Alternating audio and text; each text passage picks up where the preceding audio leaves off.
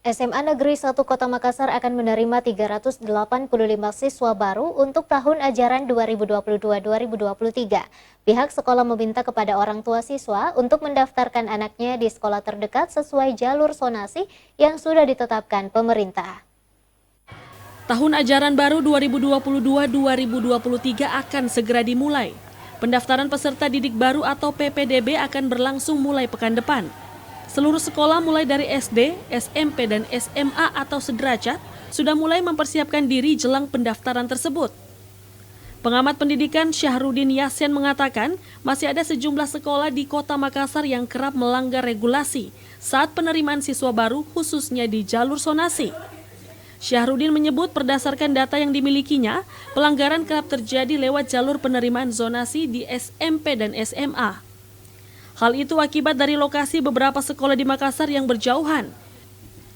Ditambah jumlah sekolah yang tidak sebanding dengan banyaknya siswa yang tiap tahun bertambah.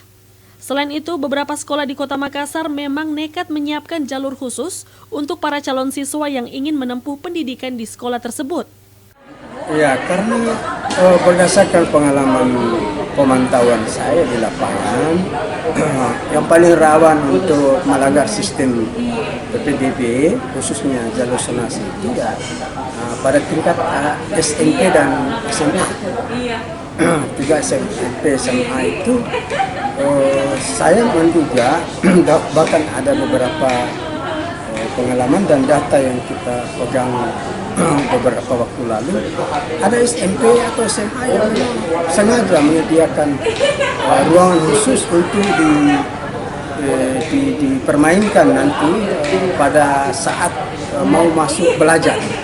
Nah, ini saya berharap tahun ini sudah tidak boleh lagi ada itu, tidak boleh lagi ada, karena itu sangat merugikan masyarakat dan dunia pendidikan pada umumnya. Karena ini kita ingin membangun kualitas SDM, sumber daya manusia melalui pendidikan ini ya di setiap jenjang, yaitu SD, SMP, dan SMA. Ia menambahkan saat ini masih banyak keluhan masyarakat yang mempersoalkan tidak transparannya penerimaan siswa baru di beberapa sekolah. Bahkan ada beberapa orang tua siswa yang mengeluh karena tidak bisa mendaftarkan anaknya di sekolah terdekat sesuai jalur zonasi.